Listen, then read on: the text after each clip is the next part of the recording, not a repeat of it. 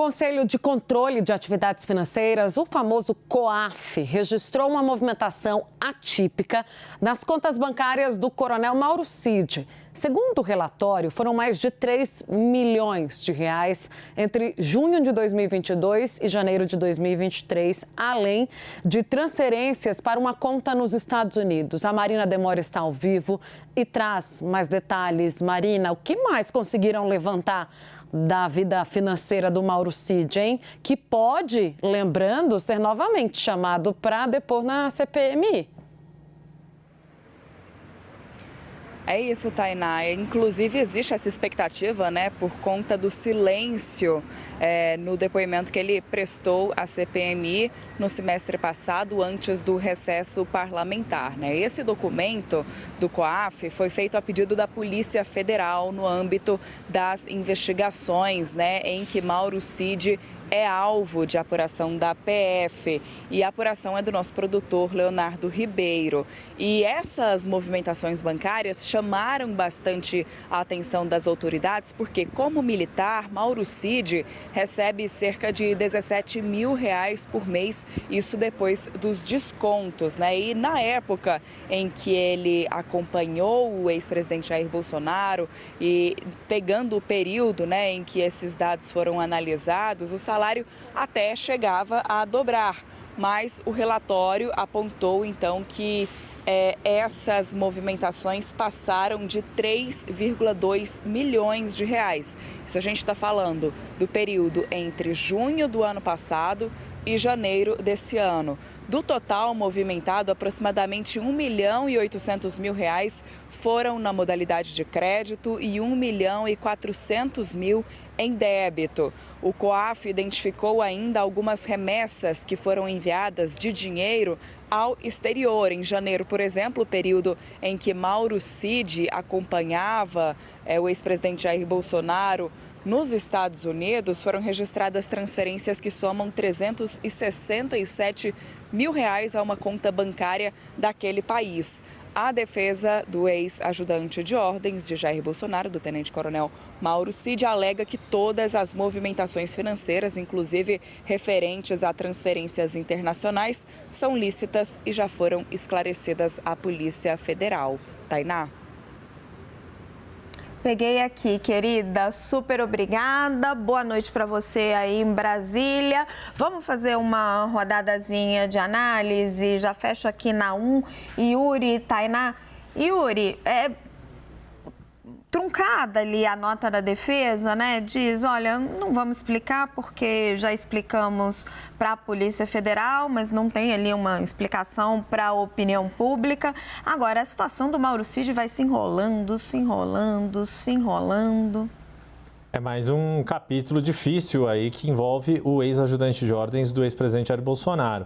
A grande questão, de fato, é se esta movimentação financeira tem a ver com a vida privada apenas. Mauro Cid pode ter recebido herança, ter recebido pagamento de algum empréstimo, isso é uma coisa. Agora, pelo fato de ter sido uma pessoa que exerceu um cargo público, que não é de pequena importância, a pessoa, talvez uma das pessoas ou a pessoa mais próxima de um presidente da República durante praticamente todo o mandato passado e envolvido em uma série de investigações como o Mauro Cid está, de fato, aí esta movimentação financeira, além de despertar o interesse das autoridades do COAF, porque toda movimentação atípica desperta esse tipo de interesse, mas aí sim passa a ter um interesse público que, caso não haja uma explicação plausível, vai ficar sempre, no mínimo, uma sombra de dúvida sobre por que uma movimentação tão grande.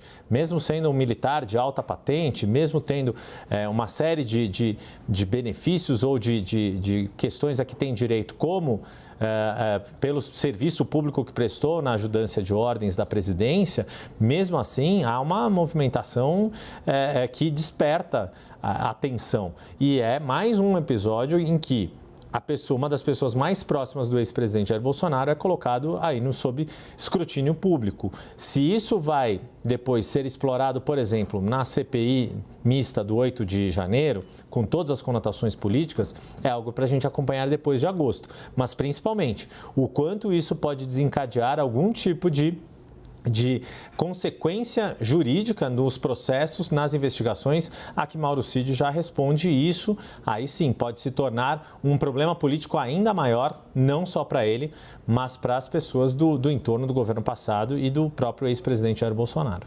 Tainá, Yuri faz ponderações muito importantes, assim, movimentação atípica, quando o COAF pega, ela não é prova de nada, ela é indício. Né? Ele pode ter recebido uma herança, como o Yuri colocou, pode ter uma explicação para isso. O que chama a nossa atenção, e aí não estamos especulando, é um fato, é a defesa não ter explicado para a opinião pública, se é uma explicação simples, o que está provocando essa movimentação atípica. E aí eu queria o seu olhar político, Tainá. Como é que está essa relação de Mauro Cid, Jair Bolsonaro, PL? No Exército, quando eu apuro, o pessoal até se ressente um pouco, acha Mauro Cid meio abandonado por Jair Bolsonaro. O que você percebe? Raquel, a impressão que eu tenho é que existe, sim, ainda um cordão de isolamento sobre Mauro Cid, porque é o cara que estava 24 horas com o ex-presidente Jair Bolsonaro, não à toa está envolvido em vários outros escândalos que também atraem o nome do ex-presidente. Então, há um ponto de atenção dos bolsonaristas em relação ao cuidado que se deve ter no tratamento com Mauro Cid. E é também de causar estranhamento o comportamento de Mauro Cid na CPMI. Muita gente se questionava, até no início o pai dele chegou a procurar o Exército, chegou a dar uma declaração dizendo: meu filho não vai levar a culpa disso sozinho. Teve também, tivemos informações de bastidores sobre o quanto que a mulher dele também tinha uma personalidade forte, poderia ser um motor propulsor para levá-lo a falar alguma coisa e não aceitar a culpa sozinho, mas o que a gente está vendo até o momento é um comportamento diferente. Temos que também entender que é um cara do Exército, treinado para isso, já falamos 1000 vezes, para estar sob pressão, mas é um comportamento que traz estranhamento, porque na CPMI isso foi me colocado, né? Ele vai até onde com Jair Bolsonaro? Já houve um ponto de conflito com a fala do Lawande, já está sendo pensado em fazer uma cariação. Então, assim, é para esse movimento que a CPMI está fazendo, de mais pressão sobre Mauro Cid, que a gente precisa olhar, porque quando os trabalhos voltarem, o caminho dos governistas deve ser esse, deve ser de mais pressão até onde der sobre Mauro Cid. Agora, o que ele vai fazer depende muito também desse tratamento nos bastidores que os bolsonaristas e a extrema-direita estão lhe oferecendo, Raquel, é o que me parece. Yuri, joga o seu olhar para a CPMI, porque com o fim do recesso, agora no mês de agosto, os trabalhos vão voltar todos. A gente trouxe a informação mais cedo com a Marina Demore, que chegou um caminhão de documentos por lá. Por onde você está vendo essa CPMI voltar agora em agosto? Primeiro de tudo, né, até por esse volume de informações, é necessário que esses papéis sejam analisados, esses documentos sejam analisados com mais cuidado. E vale lembrar, uma melhora ali, uma relação mais azeitada ou mais produtiva dentro da própria cúpula da CPI mista. A gente viu no começo ali alguns desentendimentos entre o presidente da comissão, o deputado Arthur Maia, a relatora senadora Elisiane Gama, mesmo entre... Não dá para esperar uma relação amistosa entre governo e oposição nessa CPI mista, num assunto que mexe com tantas paixões e com um dos episódios mais graves da história do país, da história, certamente o episódio mais grave do atual período democrático e pós-Constituição de 88. Em nenhum momento se viveu uma crise, nem quando acabou a ditadura e Tancredo Neves não pôde tomar posse de fato, se viveu um risco para a democracia como o que se viu no 8 de janeiro.